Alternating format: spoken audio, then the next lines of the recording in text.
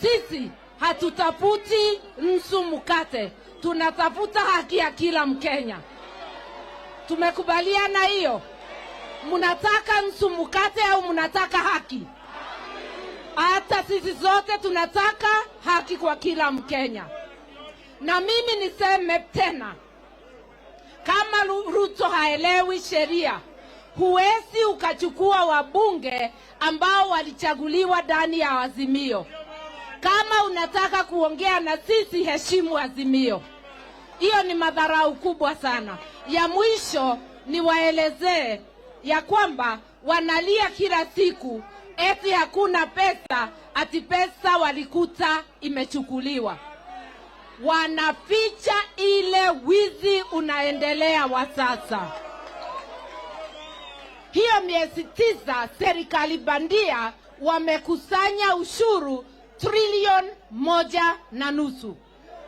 Wamekopa bilioni karibu 600. Ukijumuisha ni trilioni ngapi? Hakuna serikali tangu tupate uhuru imepata trilioni 2 kwa miezi 9. Kwa hivyo wako na pesa, walipe deni, washukishe gharama ya maisha, na watuambie ile pesa ilikuwa kwa budget ya food subsidies, ya kushukisha bei ya unga, watuambie ni nani ameweka mfuko. Watuambie pesa ya fees ni nani ameenda nayo. Watuambie pesa ya matibabu ni nani ameenda nayo. Na waambiwe kwa saba ikifunguliwa, Ruto anaelewa hiyo siku ndio ataenda Sugoi.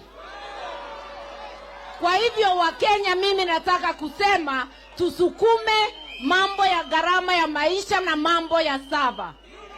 Na ndivyo yule alichaguliwa na Wakenya, na ni baba sio mwingine, akalie kiti. Baba ametaja, amepeleka wale polisi wenye kuua watu na kutupiga bure na tear gas, na wenye kujaribu kumuua kule ICC. Ujumbe kwa polisi, tafadhali nyinyi ni ndugu na dada zetu. Kumbuka mshahara wako haujaongezwa tangu siku za Kibaki.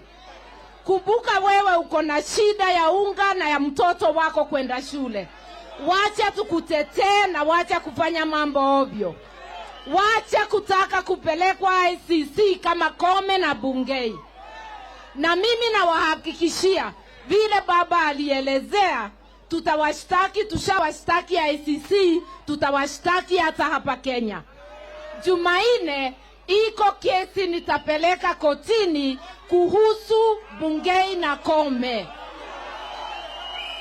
Lakini baba akitangaza Jumanne iwe public holiday, nitapeleka Jumatano. Ndivyo tuweze kuandamana siku ya Jumanne. Sasa bila kupoteza wakati, wapendwa,